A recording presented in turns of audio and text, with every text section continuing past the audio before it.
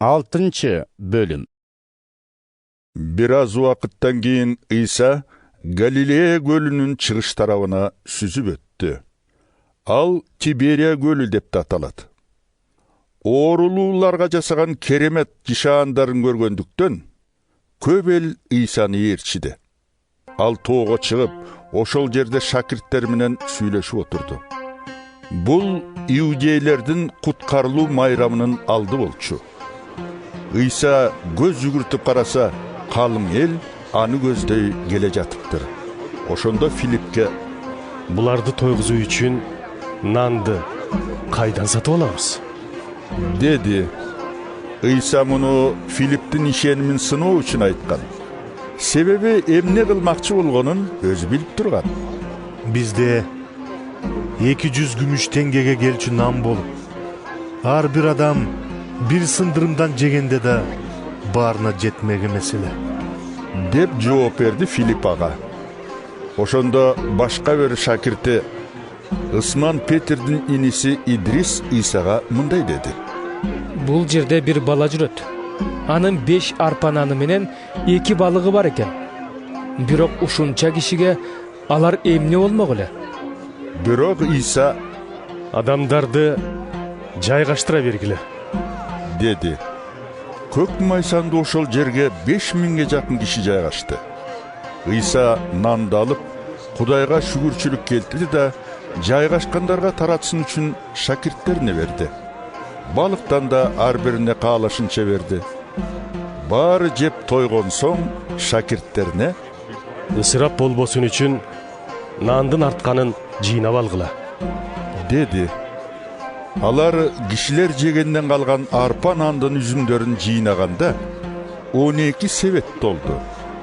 Адамдар İsa жасаган ошол кереметти көргөндө, Дүйнөгө келүүгө тийиш болгон пайгамбар так ушул дешти. İsa алардын күтүлбөгөн жерден кармап, падыша шайлап алабыз деген оюн туюп, кайрадан өзү жалгыз тоого кетип калды. Кеч киргенде İsa'нын шакирттери көлгө барып, бир кайыкка түшүп, көлдүн ар жагындагы Капарнаумго бет алышты. Караңгы кирип калса да İsa аларга али келелек болчу. Ошондо катуу шамал болуп, көл толкуй баштады. Алар 5-6 чакырымдай жүргөндөн кийин суу үстү менен кайыкка басып келе жаткан İsa'ны көрүп, коркуп кетишти. İsa аларга коркпогула, бул мен элемин, dedi. Шакирттери İsa'ны тосуп алмакчы болушту. Ошол замат кайык алар бет алган жээкке жетип калды. Кийинки күнү көлдүн чыгыш жагында калган эл İsa'нын шакирттери түшкөн жалгыз кайыктан башка эч бир кайыктын болбогонун эстешти да, İsa'нын алар менен бирге кайыкка түшпөй, шакирттери өздөрү гана кеткенин билишти. Эгебиз İsa Кудайга шүгүрчүлүк келтирип сыйынгандан кийин, эл нан жеп тойгон кечээги жерге дагы башка кайыктар Тиберия шаары жактан келип жатты. İsa менен шакирттеринин бул жерде жок экенин билген эл жанагы кайыктарга түшүп, İsa'ны издеп Капарнаумга жөнөштү. Алар İsa'ны көлдүн аркы жээгинен табышканда, Устат, бул жерге качан келдиң? деп сурашты. İsa силерге бир чындыкты айтып коеюн. Кереметтүү жишаан көргөндүктөн эмес, нан жеп тоюп калганыңардан гана мен издеп жүрөсүңөр. Күнүмдүк тамак эмес, түбөлүк өмүр бере турган тамак үчүн аракеттенгиле. Аны силерге адам уулу гана бере алат. Анткени Кудай Ата муну ошого дайындаган, dedi. Ошондо алар İsa'дан Кудайдын каалоосун аткаруу үчүн эмне кылышыбыз керек? деп сурашты. Ал анын жибергенине ишенгиле. Кудайдын каалоосу ошол, dedi. Сен кандай кереметтүү жишаан көрсөтөсүң? деп сурады эл андан. Биз көрүп, анан сага ишенели. Кандай иш кыласың? аларга жей турган нанды көктөн берди деп ыйык жазууда жазылгандай ата бабаларыбыз чөлдө манна жешкен. Ыйса аларга: Силерге бир чындыкты айтып коеюн.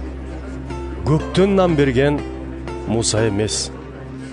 Көктөн чыныгынан берип жаткан менин атам. Себеби көктөн түшүп адамзатка өмүр берүүчү Кудайдын наны. Dedi. Анда эл: Мырза, бизге дайым ошондой нан берип туруңузчу. Dedi. Ыйса мындай деп жооп кайтарды: Мен өмүр нанымын. Мага келгендер эч качан ач кетпейт.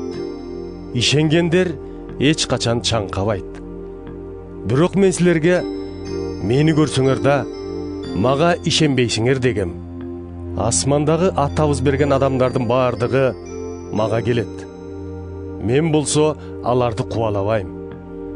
Көктөн өз каалоомду эмес, бирок мени жибергендин эркин аткаруу үчүн түштүм. Жибергендин каалоосу болсо, анын мага берген адамдарынын бирин да жоготпой, баарын тең кыямат күнү кайра тирилтүүм.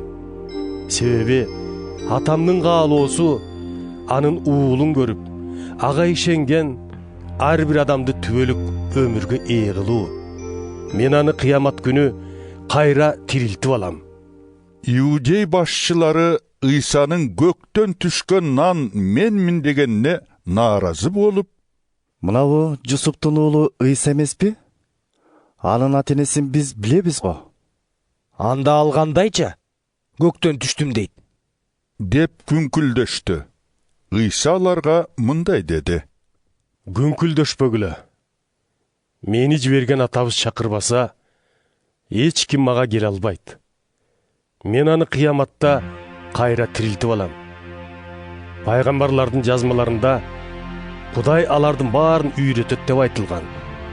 Атамды угуп, андан таалим алган ар ким мага келет.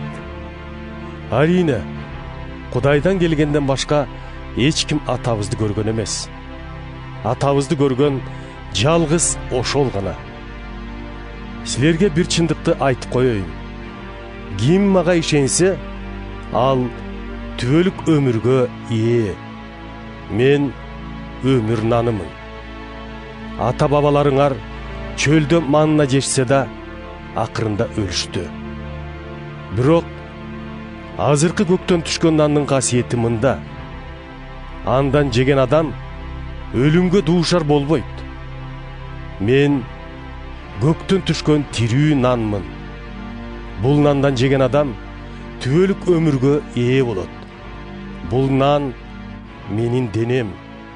Аны мен адамзат чыныгы өмүргө ээ болсун деп курман кылам.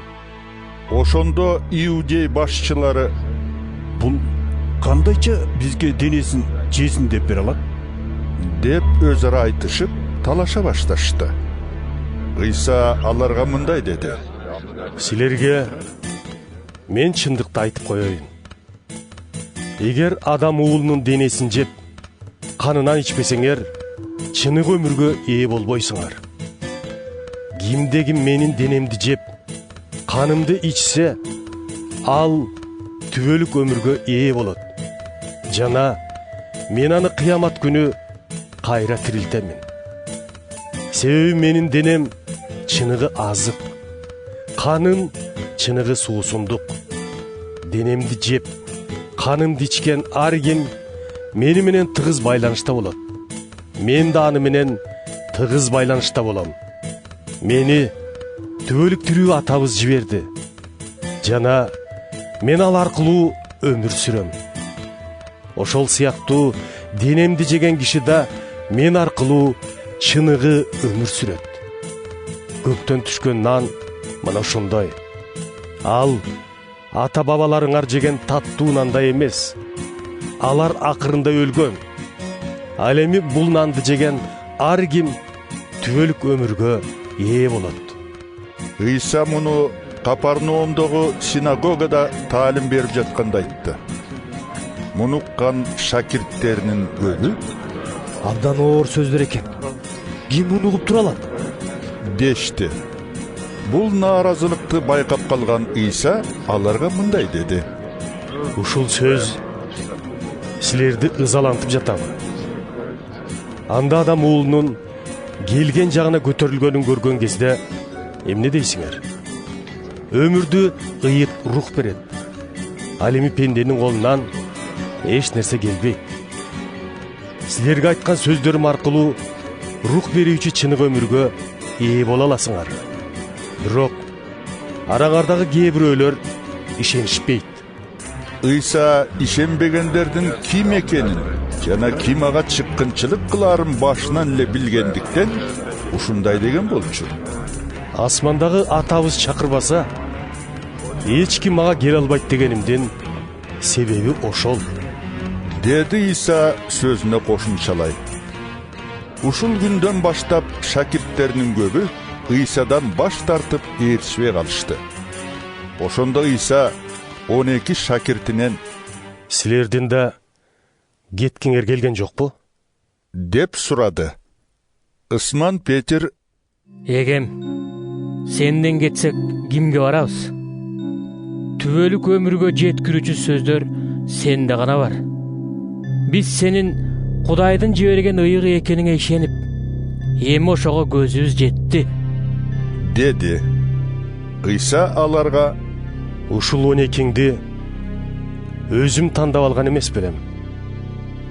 Ошондо да араңардагы бирөө иблистин жетегинде, деди.